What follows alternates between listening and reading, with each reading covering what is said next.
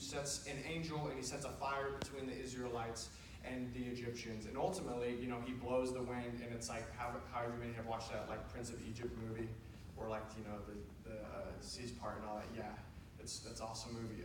And it's kind of like that, but not really, because actually in Exodus 14 it says that by a strong east wind that blew all that night, the waters were pulled back. So it maybe probably wasn't, just one instantaneous thing. But it still was very cool.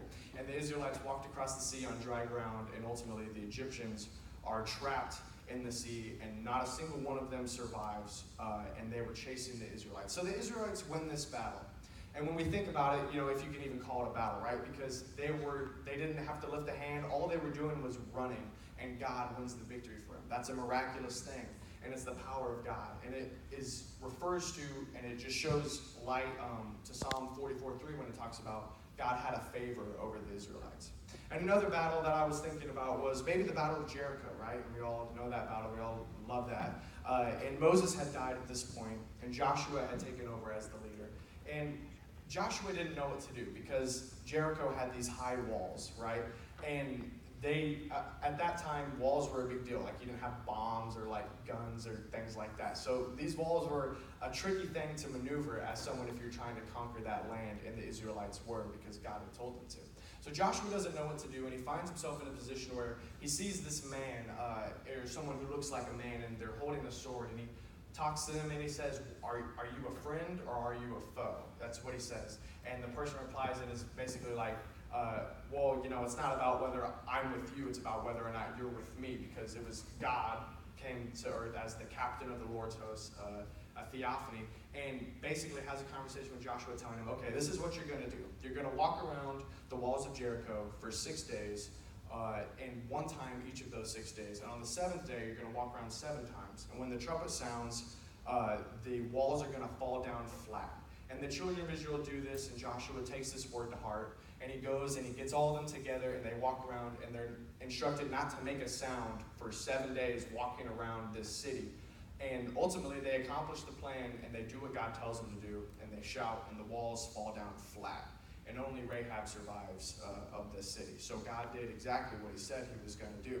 And what we see in these two situations is the Israelites up against impossible odds, or up against, certainly, at least at a disadvantage, where we would say that they have no chance of victory. But what happens is that God steps in because he had a favor for his people, the Israelites. And we could go on a long list of victories that the children of Israel enjoyed, whether it was Moses against the Amalekites, the story where Moses lifts up his hands. Maybe some of you know that story. And every time when his hands are lifted up, they are able to beat the enemy. Or maybe it was the story of Jehoshaphat and Judah when the Moabites and the Ammonites, when they invade Judah and God causes those armies to ambush themselves. We could go probably talk about 20 different things where in every situation, the odds seem impossible and the situation is dire, but God steps in and he moves on behalf of his people. But it's not about the people's might. It's not about what the Israelites could do. And I'm sure that they were skilled as warriors. I think the scripture tells us that. But ultimately, it was about God's favor in their life. So you're probably thinking, if you're like me, what do these battles 3,000 years ago have to do with us today? Why does this matter to me? But the truth is that just as the Israelites faced enemies, we face enemies today. Paul says in Ephesians 6:12, "For we wrestle not against flesh and blood, but against principalities, against powers, against the rulers of the darkness of this world, and against spiritual wickedness in high places." So the enemy exists, right? And I just want to make sure everyone knows you do have an enemy. The Bible says, and I'm not trying to scare anybody, but the Bible says that the devil is, our adversary, is a roaring lion, walking to and fro, seeking whom he may devour, right? So he's trying to negatively affect your life. And while he might not carry a sword, or he might not be coming to try to take your land or whatever, or to take you back into captivity in a physical sense, he's doing these things in a spiritual way. He's coming, bringing things like, broken homes or feelings of self-doubt, whatever it is, any kind of emotional or spiritual stress, the devil is trying to work that in your life. And ultimately, if we're going to be successful, it's going to be because of the favor of God and not anything that we can do. So Chris Weidman, he's a UFC fighter, that's like a mixed martial artist. And he was on he's like a fighter, punches guys, okay? And he was on an undefeated winning streak of First of all, can we give a hand clap to Terrence? Woo!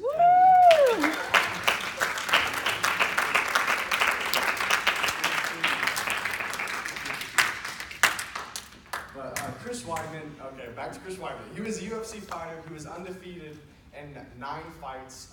He had won all 9 of them. That's what undefeated means. And he found himself at a later date across the cage. I think they find a cage. Pretty barbaric, but don't look this stuff up. And he finds himself across the actual champion named Anderson Silva, who was the champion of that weight division for the last 6 years. And Anderson Silva, just to paint a little picture, was one of the most dominant champions in this organization. He was on a 15-fight win streak, which is really impressive, I guess, if you're a fighter. And he had never even been knocked out. He had never even been hurt in a fight. Okay, you guys get the picture.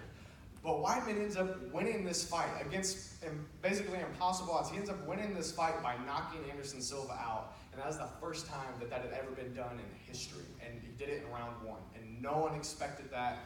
No one thought that's what was going to happen.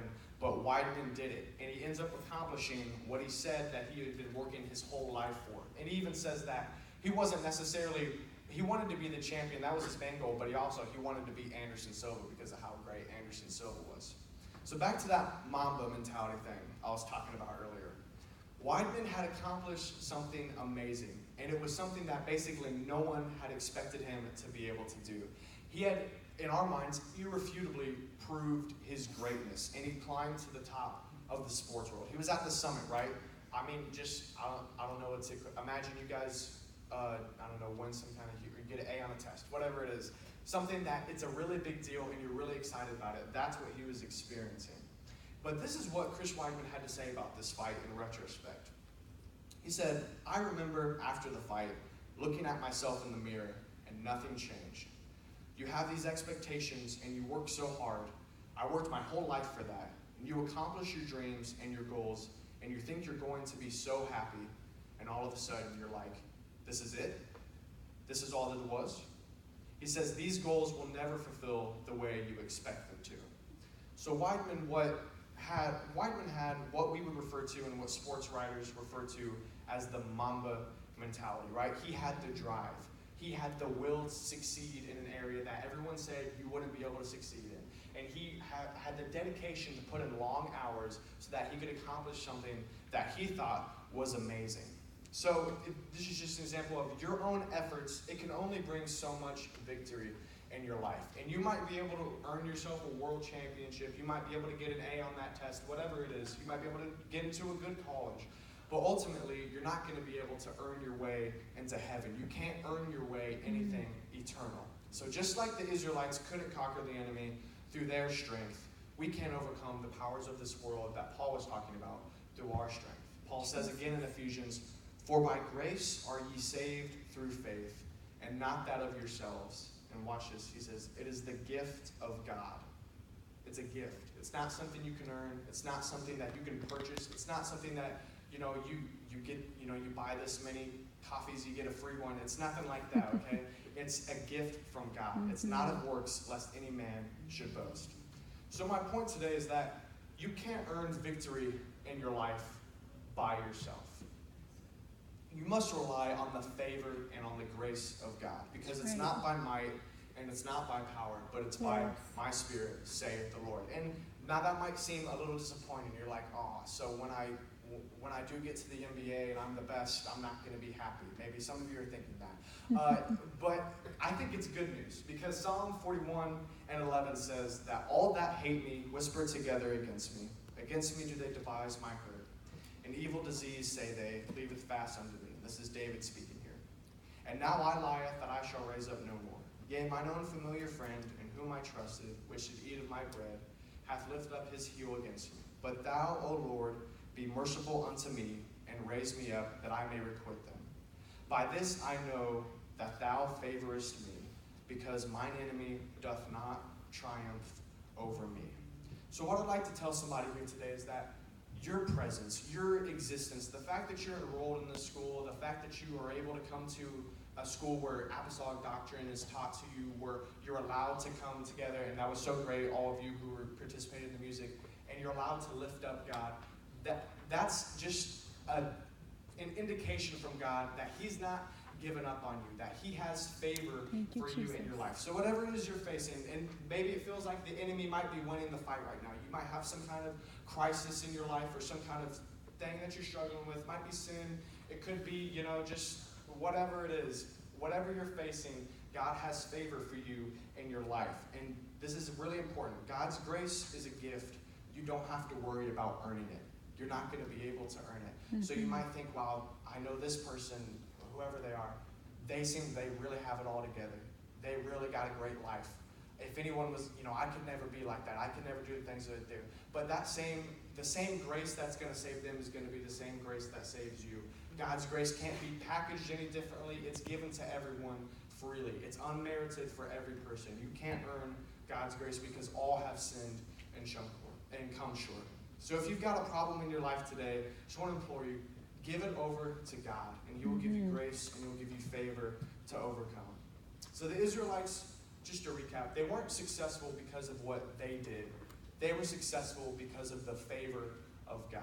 And if we're going to succeed, if we're going to hear the words, "Well done, thou good and faithful servant, enter into the joy of the Lord," we have to let go of what we think will make us great. We have to let go of what we're trying to build ourselves up as. And I don't mean don't do good in school. I don't mean don't try hard when you play basketball or you play a sport. That's not what I'm saying. All I'm saying is that that's not ultimately what is going to save you. That's not going to bring you any eternal value in your life. What's going to bring you eternal value is a dedication and a commitment to God. It's the grace and the favor of God that is going to change your life, and it's going to bring you salvation. So if everybody could stand here today.